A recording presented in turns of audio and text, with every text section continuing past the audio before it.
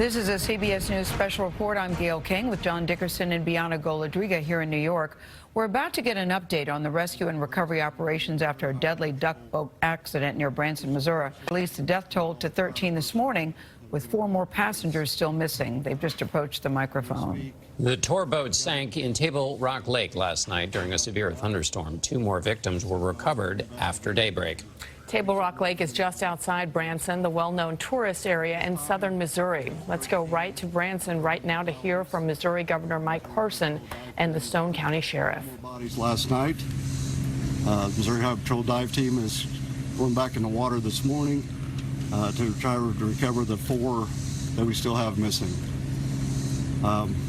Again, I said it's been a long night and been a very trying night, and please keep all of our families that are involved and all of our first responder personnel in your thoughts and prayers.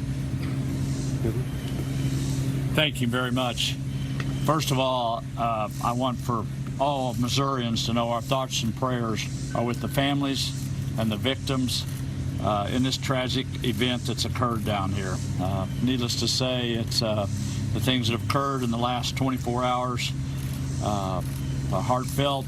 It's a sad occasion, a lot of people involved, a lot of families involved with us down here on vacation trying to enjoy time, and ends up with an incident like this. So the one thing I want to thank all the responders that have been down here.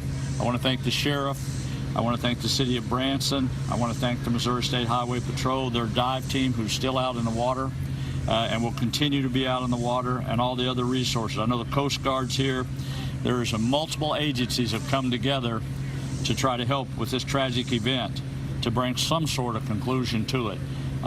Needless to say, again, myself and the First Lady, our thoughts and prayers right now are with these family members that are here, going to have to deal with this tragedy. We as a state will do everything within my powers to make sure that they all have the resources here they need to come to a conclusion on this incident and to finish with the investigation of this tragedy, that we know what the outcome of it was and what those results will be.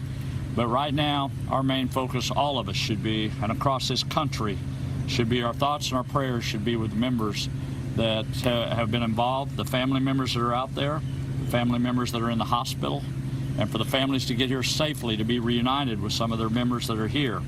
So with that, I'm going to turn it back over to the sheriff to let him answer some more questions. But the main thing I wanted to say this morning, the state of Missouri is going to do everything within our powers to make sure that we provide the resources needed to complete this.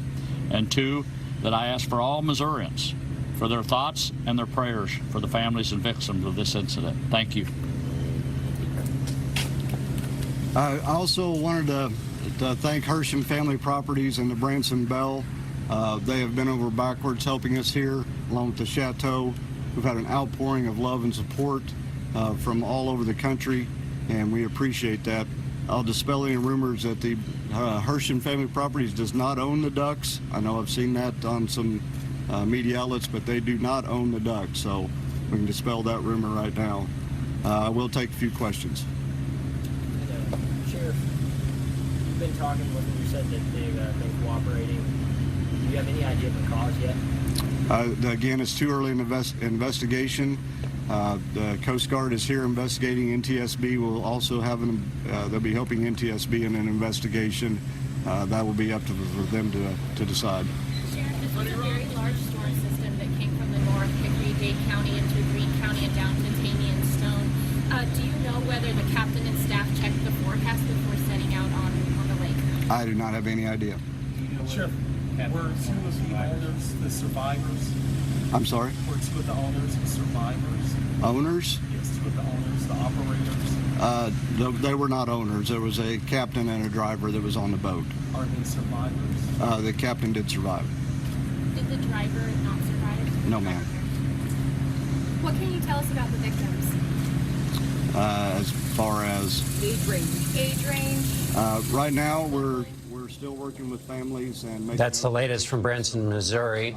And Chris Van Cleve has been covering this story from Washington. Chris, good morning. The first call came into our... John, this is the latest in what has been a series of deadly duck boat accidents. You go back to 1999, 13 people died when one sank in Arkansas.